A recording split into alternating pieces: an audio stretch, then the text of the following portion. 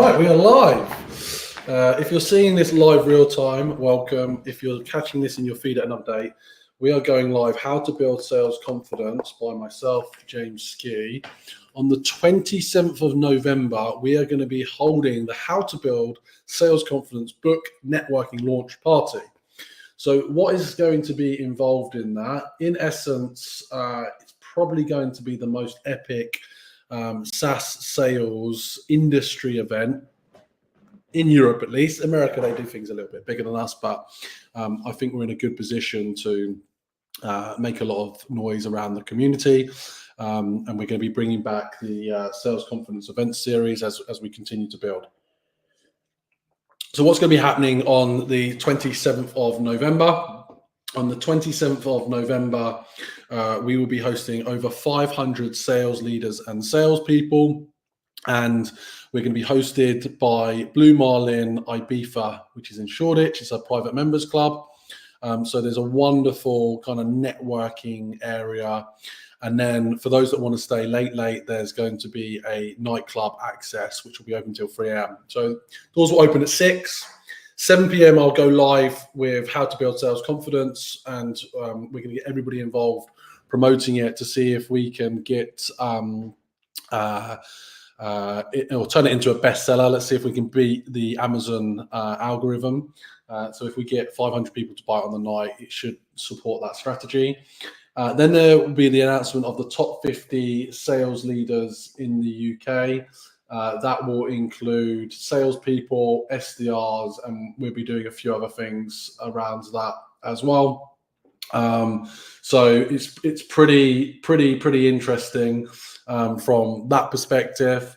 And then we will go into more networking. And then, to be honest, if people want to opt out or if you want to head home, it's entirely up to you. But the people that want to stay and really stay late, then you'll be able to hang around for the after party. And we're going to have DJs coming in from all across the SaaS sales industry. I've already had over 50 potential DJs apply. I've just got to vet them really to make sure they're on point, because we're going to have an eclectic kind of genre of music, shall I say. So the hope is that we maximize and get as many kind of people involved, influencers, thought leaders, gurus, to essentially bring the crowds. And that's really what I'd like to do. So we're doing everything we can to ensure that we can get as many people involved. And that's part of the countdown, really. What I've learned from experience is that you've got to pump the hype. People don't come to things unless they feel like there's someone else they know going, right? And that's the strategy here, really. So we go live today across our networks of over 50,000 salespeople and sales leaders. We only need to get 500 people, so what's that, 1%? And that will give us the opportunity to maximize the kind of exposure and everything we need to do around this particular event. So I'll drop a link. I can see you all coming onto the live stream now. We're live across Instagram, Facebook. Good to see you, Dan Morrison, as always. And also LinkedIn. So I will drop the Eventbrite link so you can just grab a ticket. And, let's just get as many people on board and involved as possible. As I said, we've only got 500 spaces available. So I'll put that in the comments now.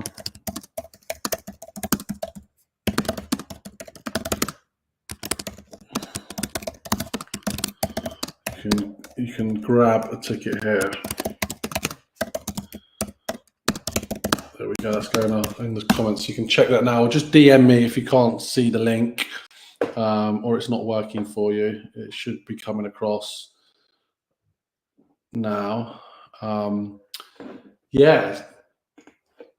Who else have we got coming up? Let's see if we can get a chat. So why are you starting the cold calling, Neo, after 30 years out of the game? That sounds painful. Sounds like a lot of work getting involved in that. Very interesting.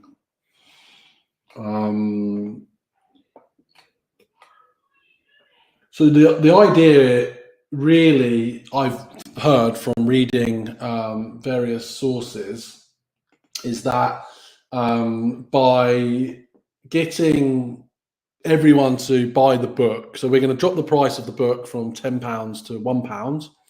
We're even going to give you £1 so you don't feel like it's cost you anything. You're going to get a copy of the book for free, in essence. But if we hit a window within 15 minutes or half an hour, essentially you outsell every other book in your category, which I think mine's business, sales, mindset.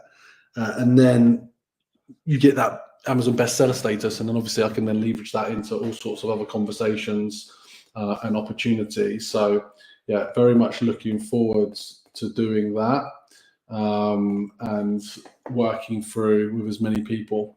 I can't always see where you're coming live from, so if you want to jump onto the live comment or you want to jump on the audio with a comment, just hit me up. We can do that. I'll tell you what usually works is when I get on the live live WhatsApp group that I've got with the sales confidence candidates. So you've probably seen with Sales Confidence 2.0 now, we're helping companies hire salespeople, and we've got this pool of people that we have pre-vetted, and they're usually quite talkative, active, young, hungry, motivated, curious, everything that you need to do to kind of drive that. Hi, how you getting on? I'm all right. How are you doing, James? Yeah, where are you today? Today, unfortunately, I had an injury, so I am in a hospital. Oh. Other than that, I am doing well. How are you, James? Yeah, not too bad. Just live across LinkedIn. Just announced today that we're going to have a book launch. Hi, Zainab. Hi, okay. Yeah, not too bad. What are you up to today? I literally got back from Turkey a couple of days ago, so I'm just getting my ducks in a row. Fair enough. How was that? It was good. Unfortunately, I didn't get my hair or my keys or any of that stuff done. Fair enough. But I'm already trying my next trip back. Good for you. So, how's the search going for you? To be fair, the ones that have offered me the job, they're not paying enough. Yeah. Well, I think that's the only issue I'm having. I did have another interview today with a company. I think I got recommended by someone on LinkedIn. Okay, cool. I think he's like a LinkedIn influencer, so he messaged me and reached out, and basically said he'd put me forward to this company. So I don't know how this one's going to go. Interesting. Did you see the message from Chris? Have you seen we've got an events tech company that are hiring. Did you see that one? Is that a remote job? Yes. Okay. What's the wage? It's 35k. Okay. I mean, I won't mind dabbling in that one. I can send him a message. Yeah, can you just message Chris on WhatsApp and say, James just mentioned that there's a assessment tomorrow for an events tech company. I'd like to learn more. Yeah, I'll message him now. 1 second. Very cool. How did you see this? Because I'm testing this WhatsApp functionality. Do you get like a notification, or does it just come up as like a WhatsApp story when this goes live? No, so I was driving and it said that you'd started a voice call. And it stayed on for about 3 seconds and then it went off. And then when I actually clicked on the chat, it said that you were in a voice call. Oh, okay, that's interesting. It just popped up as a notification for me. So I was like, oh, perfect time to be able to speak to James, so why not? Yeah. I decided to have a conversation with you guys. Good. And catch up with what you guys are up to. So what's the latest with you? What's the latest in terms of regarding what? Whatever. So I am currently going to be a part of the interview tomorrow, which is the assessment tomorrow. Brilliant. As well. So I'm going to do a little bit more research on it. I was going to speak to Chris about, well, I spoke to Chris before about how to do my introduction and also my experience before as well. So that's something I'm working on. And I wanted to ask you, James, do you think writing a script or writing a plan for these things is a good way to approach them? So look, this is my advice ultimately. Duran, I just saw you, mate. If you click that link, I can bring you up live. So I'll come back to your question. So ultimately, yes, pre-preparing a script and, you know, thinking about objections, you know what I'm like with the objections and how you can overcome them is good, but you really need to, you know, have it in your mind. You need to rehearse and practice it yourself, because what happens when you just have a script is that what happens when you just have a script is basically you get stuck with that script and then you don't know where to turn when they throw up something else to you. It's because even when, for example, when you've asked me a question that I wasn't expecting, I hadn't prepared for it, and then I was like, I almost didn't know what to say. And if I hadn't prepared for it at all, I think I would have had a better answer for it in the first place. And I think even in a sales call or a cold call, they can say absolutely anything to you. So keeping that open mind and the ability to say almost anything is the perfect ability to, I believe, make that sales call and also get that sales in as well. Yeah. You know, go on, sorry. I was going to say, when you are handling the objections, one thing I would say is take like a key word of something they're saying and try and bring out a benefit of the product that we're selling. So always say, but we can do this. Yeah, but what if I can tell you we can do this? They want you to fight for that sale. I like the idea of that, to be able to answer almost anything that they, and also bring apart and also ask them another question if they are asking you one. What do you think of that, James? Reverse psychology is really good. Yeah, and also like, why wouldn't you want to do this? Remember to you ultimately also, like, there's power in the pause, right? They will fill the gap, but being curious and asking questions is going to create a conversation. So like that's really what allows you to actually get into a conversation and get control, because it is about controlling the flow. You know, you're the person making the call. That allows you to do that. So, you know, it's really important to think about how you can actually take back control or gives you time, right? By asking a question, it gives you, the person asking the question, time to think about your next question and how you respond. And if you don't have a perfect answer to the question, would you recommend asking them a question instead? Yeah, exactly.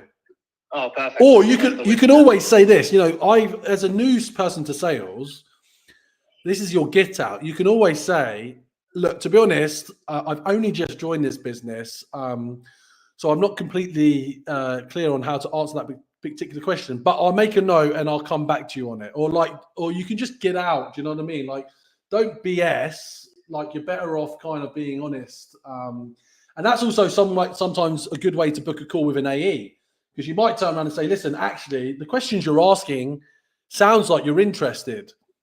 And I actually am only new to this role. What I'd like to do is book in a meeting right now with our AE so they can get into more detail and help you out.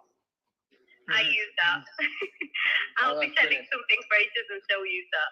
Well, there you go. I mean, I've been doing more interviews and stuff, but I also do want to work for a company that I want to enjoy working for as well.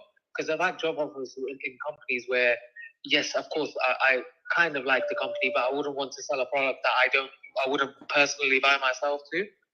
Yeah, well, this is it, right? And it is important for this stage of your career. That being said, I'd also say, you know, there's something about gaining experience that allows you to, you know, kind of develop your skills and experience. So, you know, the thing is, while it's formulative at this stage, it's a start, and then you can build on that in 6, 12, 18 months. That sounds great. But with your experience in, because I was extremely interested in property sales before, Jim. Yeah. Before I actually wanted to get into tech sales. What's your experience in property sales been? What do you think of it so far? Oh yeah, it's amazing. Great industry. Very interesting. A lot to learn. A lot more of a different conversation. So yeah. 1 second. I'm just gonna chat to Duran. Duran, can you? I'm just putting you on the screen here. Does your video work, Duran? And can you hear me? Oh, yeah, I can hear you. Let me try and turn my camera on. 1 second. So you're now live. We've got like a 10-way conversation going here. I've got 2 of our top performing candidates from Sales Confidence in a group call on WhatsApp. I've got an audio call going on LinkedIn. And then we're live across LinkedIn, YouTube, Instagram, and Facebook. Nice. Yeah. Actually, this is a perfect time to. Oh, here he is. Look at that, man. Good. So interestingly, I had a very good conversation with that investor again this morning. He called me back. He said, "Look, I want to help you. I think there's a way that we can do this in a smart way." So I've got to call him back again this afternoon. I had a brief chat this morning. It just shows really there's opportunity everywhere, isn't there? Yeah.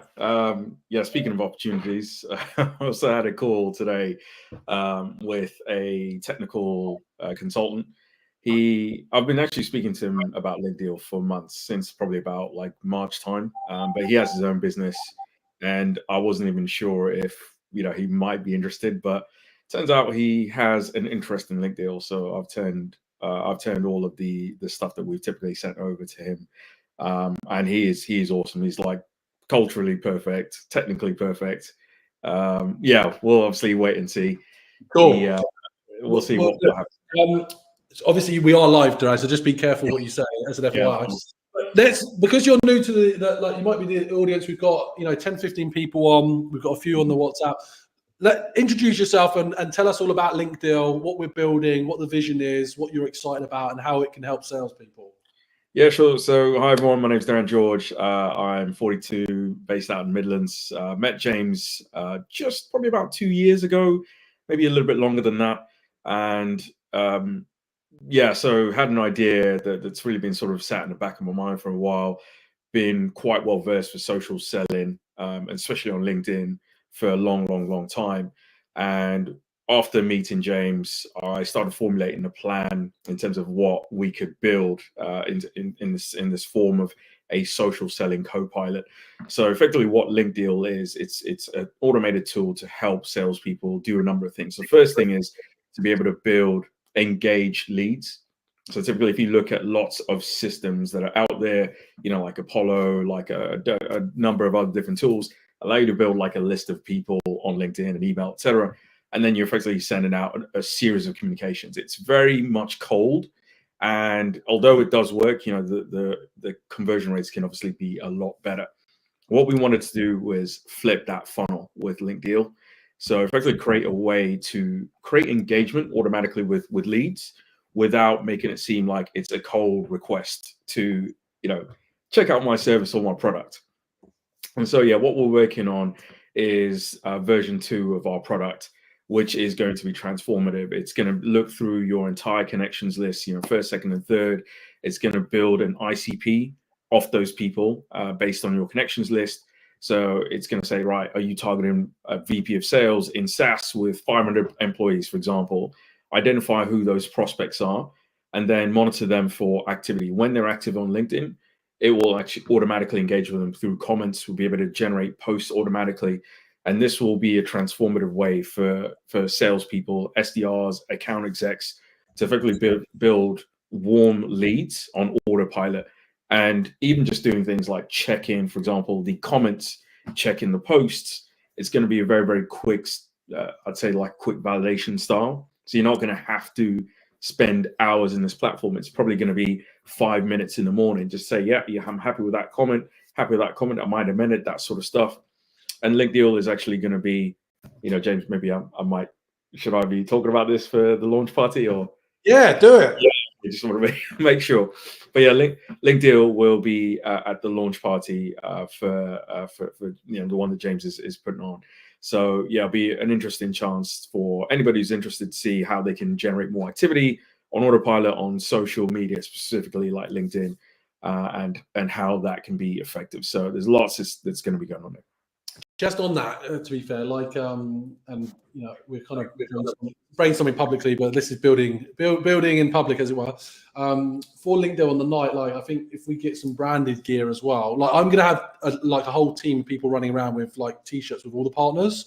So there'd be kind of guides on the night or questions to help people out, because essentially one of the other main purposes of the night is to try and turn how to build sales confidence into a bestseller. So I need people to kind of support that. And then what we do is we give you some airtime, talk about LinkedIn. There'll be some other partners and stuff like that. And we can also, I'm also planning to get anyone that signs up. And there's at least 500 spots, right? We're going to get them in a WhatsApp group. So then you and I can also feed people, survey them, get some thoughts, feedbacks, and questions, data points, right, from outside of that. So that's pretty exciting, and yeah, looking forward to that. Like, just tell us a little bit more about LinkedIn. Like, where do you believe the magic is? What's the magic of LinkedIn for people in terms of how it's going to impact their day-to-day success in sales? Yeah, the magic is just in seeing how actually a system like LinkedIn can generate really engaged leads for you on autopilot. This is the main thing. So not just obviously having access to that in terms of the platform, but actually seeing how it's working for you. So seeing what sort of outputs you get and the sort of interaction and engagement that you'll get from your leads as you're sharing comments, you're sharing posts, who's then clicking on them, who's liking them, who's following you. It's sort of this member get member effect, where you build a system that generates more leads because you're getting more exposure to your ICP, and you're building out a bigger network based on their network. And having all of that in one place is going to be transformative, because when you're building this continuous engagement engine, you'll get more and more people into your network. James, this, you're a specialist. I mean, you've got tens of thousands of followers. And imagine, again, if you're engaging directly with your ICP, the people who you want to effectively, do business with, that's where the magic happens. I've seen this myself because I tested a tool, very rudimentary, but just engaging with people on that level, just about what they're saying, and again, making sure it's relevant to what you're selling or you're actually doing. That's when my network grew from like 2,400 to nearly 3,000 in about 6 weeks, 5-6 weeks. So it just goes to show that, again, you're building this sort of virtuous cycle of engagement and content, and that's really where the magic happens. That's where you're going to get in front of a lot more leads a lot faster. Yeah, and what I'm excited about as well, we've talked about, is that kind of providing insights for sales leaders and a sales organization on how impactful the social activities are of their salespeople, and actually attribution. Like, no one, everyone says, "Oh, you should do more on LinkedIn." No one's attributing how much value is being created by LinkedIn. I mean, even LinkedIn, they don't need to, right? But even LinkedIn don't do it. You get all the impressions, you get the likes and your comments, but the real magic and the money. Oh, a Noops! We've got a Noop in the room. Crazy. I thought he was tired. So like I believe he's still using the photo. Have you seen from the top 50 awards?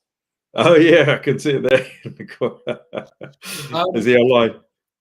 So like the idea then that you can kind of quantify and attribute like the value that's being created from your LinkedIn network, and then your sales organization's network, and then identify. And then the cool thing is we help them with Gen AI create more content. We help them drive more inbound leads. We help them create more revenue, or in an automated way. It's going to lift the growth and sales from everyone. So, I totally get it. Let's Anoop, I'm going to send you the link on WhatsApp, and if you want to join the club, if you've got time, mate, I know you're a very busy man. but you can come and say hello if you are not in your pajamas. So I feel like, you know, the where this can go and the vision is super, super interesting. Hi, Paul. Welcome. Hello. How you getting on, mate? I'm all right, thank you. How are you? Yeah, not too bad. We've got a few of the top candidates here listening in the background. I'm just having a conversation with Duran, the Link Deal co-founder, about what we're building there. But what have you been focused on at the moment? Just looking for is this James I'm speaking with? Yep, James Ski. Yeah. Just looking for a job, James. And how's the search going? It's pretty slow, actually.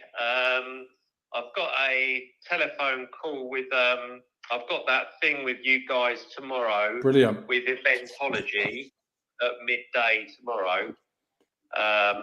What will format for that? Will it be similar to the other one? Yeah, almost identical. Are we going to be pitching Link Deal? No, tomorrow you're going to be pitching Eventology. Right. Okay. All right. I've actually got ChatGPT what they do, and I've printed it off a description of what it is they do. I've got a telephone call with a company called Pager. Okay. Who do a similar thing to Link Deal. So they do an AI bot that facilitates or automates the recruitment process. They're called Pager, and they're based in Lowson in London. Interesting. Duran, have you heard of those guys? Not. No, actually, I was just bringing up my other window so I can check it out. Is it just Pager? What's the domain, Paul? Is it Pager? How's it spelled, Paul? Paiger. Oh, Paiger. Yeah. Check it out. Cool. All right. Well, no, good to hear it, Paul. It sounds like the prep's going well. I'm just going to chat to Duran now for a second. If you want to listen in the background, we're just talking about Link Deal. Okay, I'll drop off. Cheers, mate. Yeah. So, no, look at he's gone and got showered and shaved for us. You know, I had some time, James. I was having a bit of lunch before my next call, and you kindly asked me to join. So I thought, why not? I wasn't actually in bed. I've been working all day.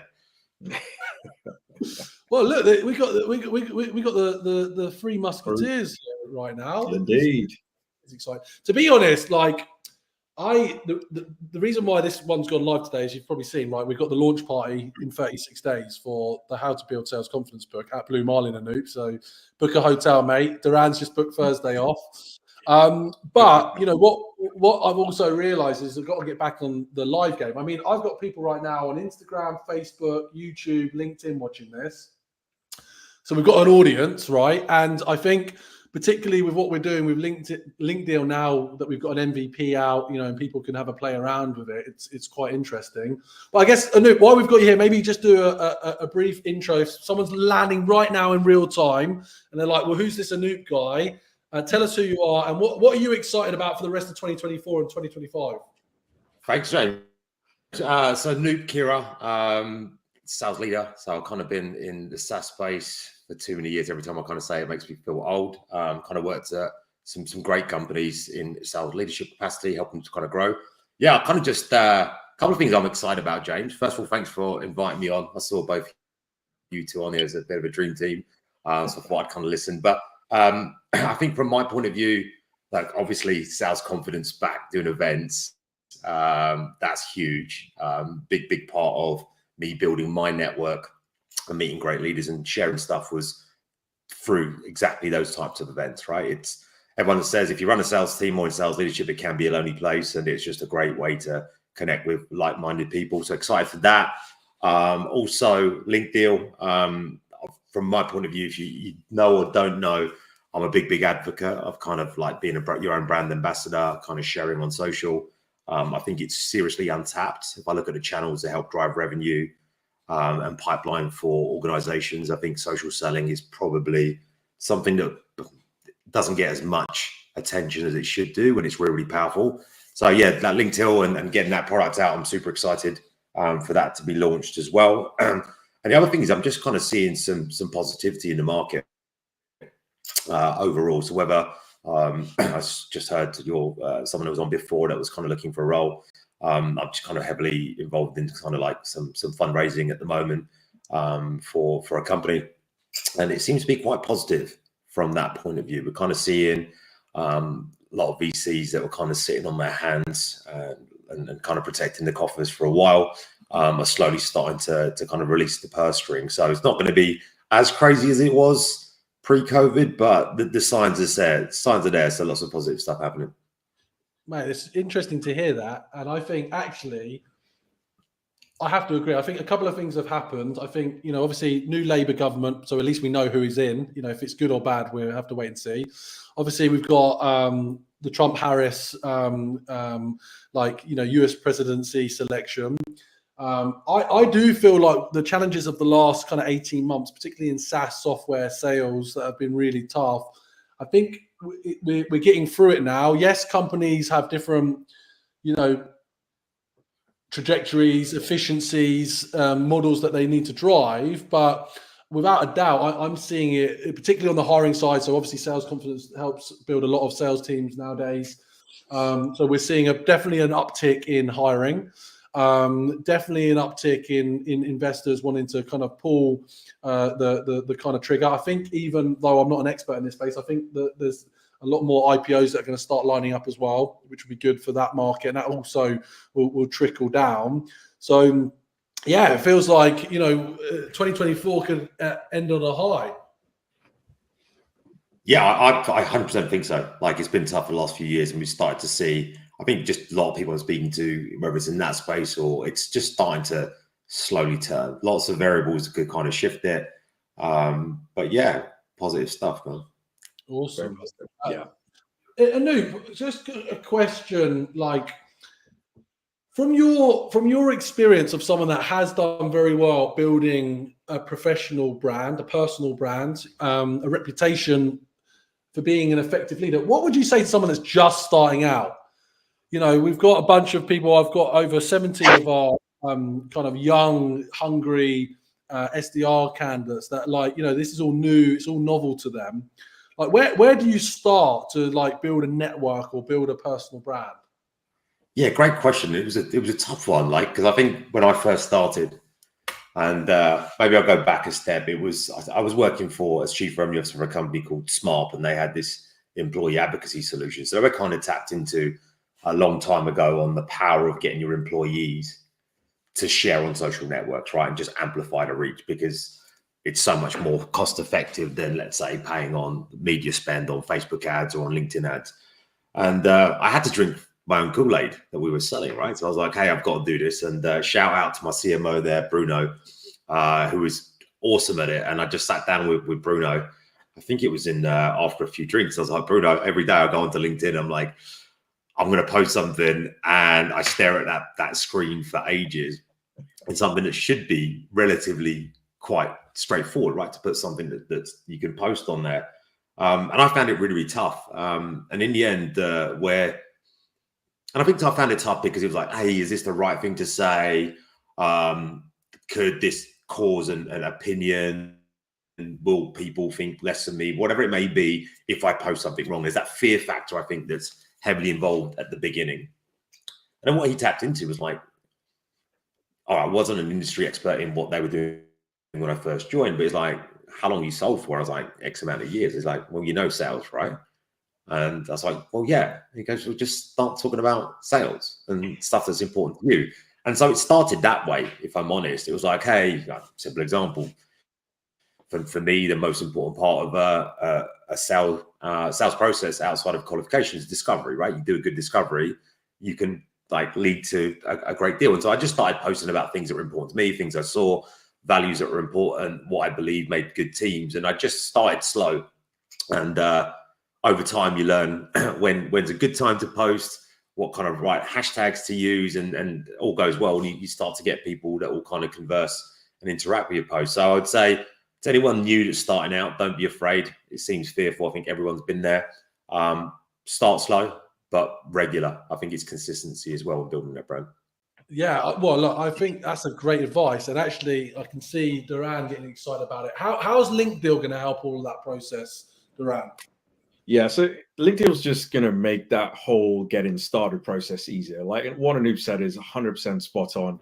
You know, I know I've got friends like this, I've got colleagues like this who, yeah, I want to get more into LinkedIn. I want to build my brand. I want to do it on YouTube. I want to do it on Twitter.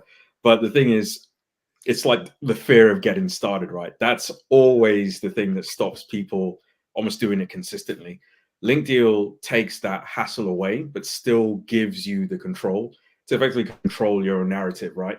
So it's not necessarily about what you want to talk about. Maybe there is an element of people not knowing what it is that they want to say. I think most people have an opinion on pretty much everything that's popular. And so getting that out is the most important thing, and doing that consistently. Again, as Anoop said, once you do that more and more, whether it's like 2-3 times a week, maybe even more, you start to learn what works, what resonates, what you want to improve on, all of that stuff. So LinkedIn is going to help all of the users effectively build that brand in a very measured way, and without having to overthink it. Again, we'll create posts, we'll create comments based on what you think, what you feel is important to talk to your ICP about, or even just about generating your brand. But then it's giving you the control to effectively change that. And if you want to, you know, let's say, make a change to a post or a comment, you can do that really easy. It's not like this is on full autopilot where LinkedIn will just go and yeah, like they'll just go and do everything on its own. No, you still have the oversight, because ultimately you still have the relationship with your ICP, with your followers, and so you still need to have that interaction there. But again, it's going to be very, very simple. Yeah, I love that. The other, I think, mentality perspective that Anoop was talking about, I think is key. I think, you know, Gary Vee talks a lot about, you know, document, don't create. I think if you sit there and think, I need to be smart, or I need to show off, or I'm a thought leader, I think that's very difficult. But if you just go with I'm going to share what I've learned today. I'm going to share, everyone's learned something from the day, right? Like that for me is interesting. I mean, it is difficult because I think, you know, there is this problem with LinkedIn now, and I play into it as well. You know, the whole kind of, you know, BS selfie and like, you know, link this to that. It's hard. I think it is irritating a lot of people in terms of like where the value is. I think the algorithm is almost pushing too much of that stuff, right? Same around like hooks, like, you know, cold calling is dead, or, you know, you see those posts all the time and they fly. You don't really learn anything, but it creates, you know, some kind of conflict, and people get emotional about it. And actually, I'm interested on that, your view, Anoop. I was just at a conference in Dublin, SaaStock, and I was interviewing a CRO about, you know, the change of SDR and that function, and outbound and cold calling as a whole. And like, you know, we've now got kind of AI and SDRs. Are they still gonna be here in 2025, Anoop, or do you think actually, you know, it's the end of the SDR and cold calling? Great question, James. And you know, I love the fact this is live and that I joined ad hoc. You can tell it wasn't planned. I literally had delivery at the door. For once, it wasn't my wife, so I'm going to take onus for that. But yeah, great question. I think I've talked about that. I actually posted about that a little while ago around not SDRs but AI and the impact of AI on sales. And I genuinely don't believe it will replace sales. The way I look at it, it will empower salespeople, right? And it's going to be the fast, and the early adopters, I think, are going to nail it pretty well, in the fact that you can just like be so much more efficient in what you do. So I don't think we'll ever fully replace the kind of the human touch. But AI is out there, and if you use it well, you can kind of get ahead. But yeah, the types of technology on that are actually crazy. I just saw one the other day, and I tried it, man. It was pretty nuts. It's like you literally record a video of yourself for 2 minutes, then record a passage for a minute, and it creates an AI avatar for you that you can play back in videos and stuff. So the technology is flying at the moment in what it can do. But I genuinely don't think it will be able to kind of replace people. I think we're still going to need the human touch to put together, for example, the great AI content from someone like a LinkedIn, to understand the specific dynamics of that business and the product they're selling, and kind of bring that together. But yeah, do it right, we should be much better at our jobs. Yeah, I think that's spot on. I think that's a quote of the year right there, Anoop. I think like the idea that is there an award for that? Is Jay as well, James? Do you know what's funny? The only reason Anoops has jumped on because he is like, can I still get an award again this year because we didn't get one last year? You told me the rules. You can't win one more than once. So I know. Yeah. I think maybe after 10 years we might revisit it, see where you are. But Good. Look, that human touch I think is the key from my perspective. Until the world's surrounded with Elon Musk's robots that are interacting with each other, and humans are locked up in cages.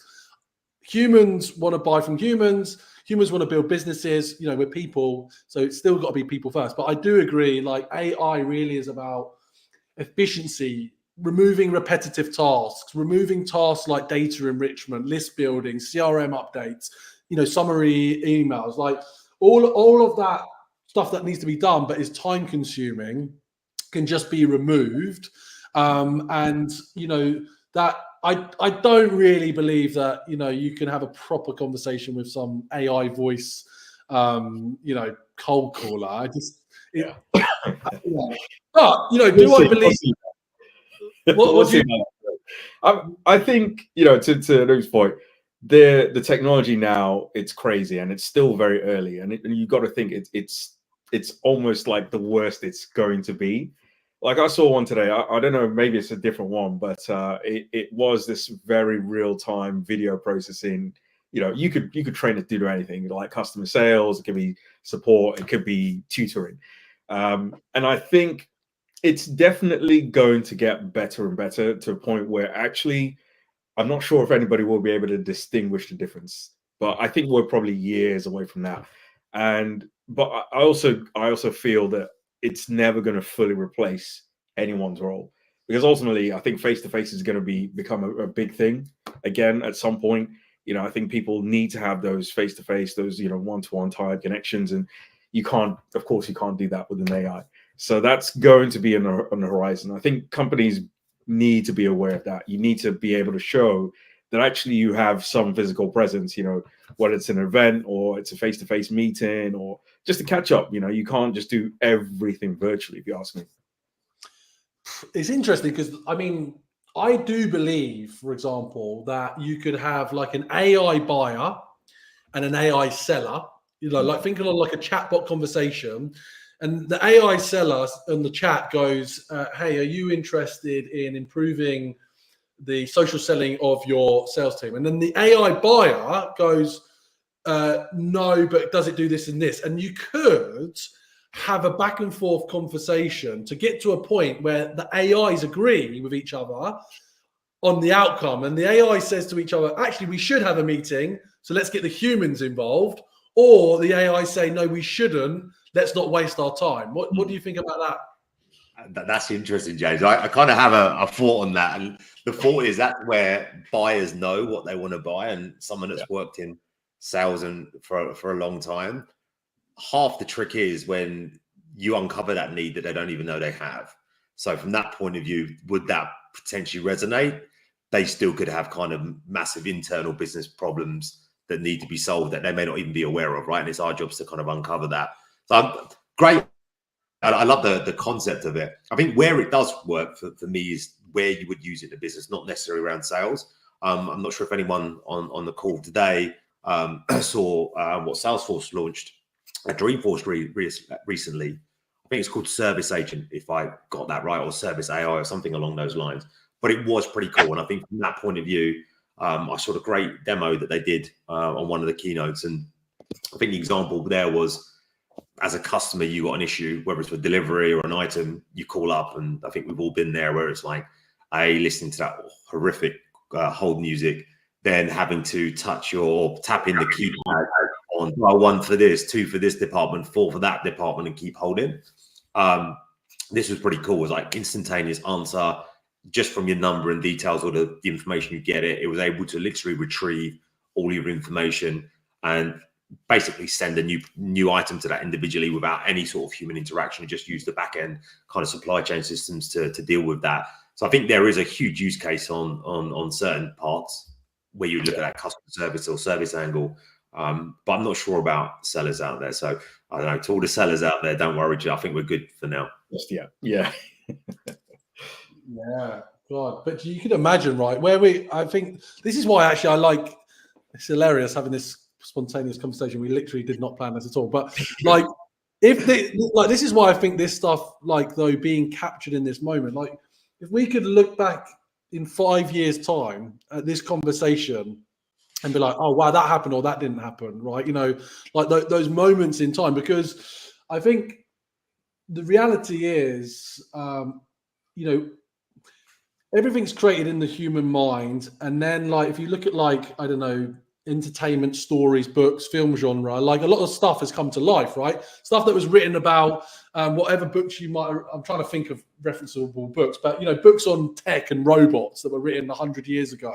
You know, those people couldn't even imagine. And then you look at the world now. You know, we've got a computer that is in our hands and these mobile phone devices that 20 years ago this would be the size of this house. You know, to process the information. So it is crazy. And I think the cool thing is we are in it. You know, we're in it. And sometimes I think we forget we're in the bubble of tech, and so many people aren't aware of what's going on in technology. And even us, like we're not, you know, okay, yeah, we've got nice lives here, but we're not in the valley where some of this stuff is also being created. Yeah. So yeah, it is interesting. What? Here's a question for you, Anoop. For sellers out there listening to this that are trying to map out their career right now, what is the type of vertical or trend wave that should be jumping on? Because at the end of the day, it doesn't matter how good you are, if you're selling, you know, something that doesn't have product market fit or is a dying, you know, piece of tech or super competitive, you're not going to win. So you do need to jump on that next wave right now. What is that wave that you think as a seller or a sales leader, you should be jumping on board next? Yeah, great question. Obviously, without a crystal ball, but what I would say is, I think there's AI, like true AI, and then like false AI, I would say. And the false AI I would refer to would be the technologies today that have never been AI focused and been around for a long time. And all of a sudden, it's almost like this, you know, weak ChatGPT layer that's built upon their platform already. It's all of a sudden we're an AI player. You're not. Right? Like when I look at AI, it's like proprietary LLMs that you've kind of designed and built, and that's learning, and it's your own proprietary technology that's kind of picking this up. I think to sellers out there, look for companies that have kind of got that proprietary tech, especially around AI. If you're looking around that, I think that's going to be fundamentally huge. I think where I see, like, I think cybersecurity is still going to be a big place. So that compliance and governance, I think that's continuing. Like we just have more and more data every day, right? I think that's going nowhere, and that all needs to be kind of managed and governed in a certain way. But you need to have, I think, some sort of specialism around that. I think there's a lot of big players in that space, so you can kind of think about something new that can help that space. I think that would be good. Just around just the data play itself and kind of market intelligence, so being able to leverage and quickly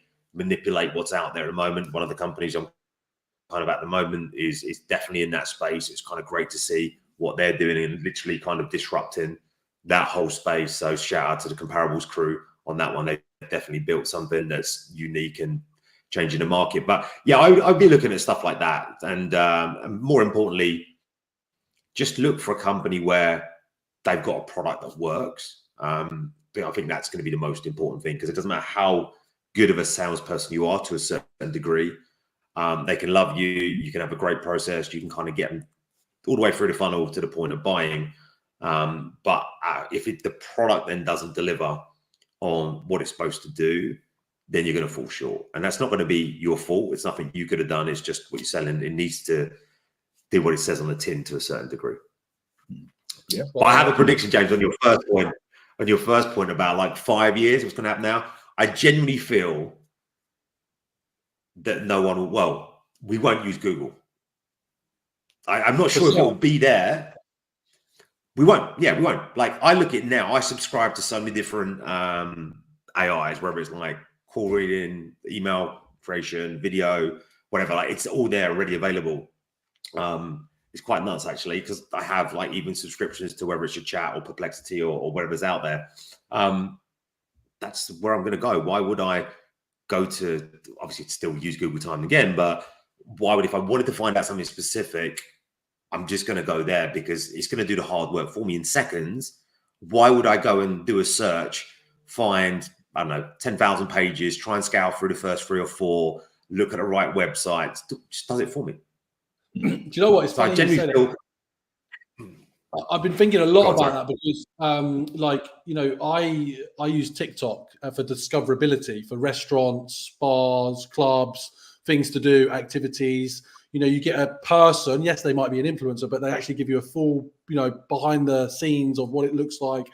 You know, I was off to the Cotswolds at the weekend, wanted to identify a pub. I went into a bunch of LinkedIn groups, WhatsApped a lot of mates, but the one we ended up going to was through TikTok because we saw what it looked like, saw the food, saw the ratings, and off we went. And yeah, I actually am an investor in OpenAI. I got in on one of the later stage rounds as part of a syndicate, and I'm just like, the amount of information, like, and learnings and direction it can produce. It's and do you know what I think is hilarious? And this is the funny thing about, I think, tech and early adopter people versus late stage people. Like, I remember when someone first told me a bit about Uber, and I was like, oh, that's weird. Like, I just call a cab, right? And then suddenly, you know, I couldn't literally live without Uber. And I think OpenAI and these, because you and I, we're all on it. We're in it, right? Because we're learning about it. But if you look at the mass market, if I went and knocked on all my neighbors' houses and said, do you use OpenAI? They wouldn't have a clue. Yeah. And that is what I think is massively interesting, like how much more potential there is for this and how it's going to be applied in your data. It's frightening. It is frightening. Yeah, we don't know what we're doing. Oh, sorry, you go. Yeah, no, I was just saying, you talk about OpenAI, like, just what did they do this month, right? Their funding round, did you see what they raised? Yeah. 6.6 billion in a funding round. So it tells you quite a lot there, right? Yeah. Crazy. Guys, we've all got to get back to work. Well, at least I do. Just the final thought, if someone just like pops it, Duran, can you just summarize what you're up to right now, what you're excited about? Anoop, do the same, and then I'll close off. And you guys stay back there because it's quite funny. Let's just have a little chat offline so we can think about it. But Duran, hit us. Yeah, very quickly. So still my full-time job, but you know, outside of that, I'm obviously trying to build a revolutionary company with James, and Anoop is well versed on this as well. So the vision is clear, the excitement is there. I'm very, very excited for what's going to happen within the next 6 months, getting out that second iteration, you know, getting proof of market, that stuff. So that's really what I'm looking forward to in the next 6 months. Love that, Dee. Yeah, from my point of view, still CRO comparables. So helping grow that business currently in fundraising at the moment for another round. So yeah, excited about that, and that's got genuine proprietary AI. So definitely disrupting the market there. So looking forward to continue to grow that business. I think for the end of the year, it's just flown by. To be completely honest, I can't believe we're at almost the end of October. Obviously a busy day for you next week, James, with Halloween, probably your busiest night of the year. But that being said, for me, I'm just looking forward to just seeing the markets continue to pick up. And it was nice to see sales confidence in the event. So I saw that come up on my post today. So yeah, looking forward to touching base with some of the network there as well. Yeah, no, to be honest, as you can see, I'm re-energized. Like, you know, had to kind of navigate quite a lot this year, but you know, with How to Build Sales Confidence, the book is live, and that night we're going to turn it into an Amazon bestseller at a minimum. And I just want to get everyone in the network, in the community, back in the room, but also have an epic night that gets talked about for years, because it is going to be insane. We know we've got sales people that are DJs going to be DJing. We've got the club until 3 a.m. for those that want to hang around. So yeah, we're going to bring everyone back together, and then, you know, more will come off the back of that. So 36 days to go. If you're listening to this, just DM me for an access to a ticket. Off we go. Thanks everybody for joining across Instagram, LinkedIn, YouTube, and in my WhatsApp group, which has been great. If you didn't get your question answered, just DM me. and we get that out. So yeah, thanks everybody. I'm going to close the live stream, but boys, just hang back a sec. Sure.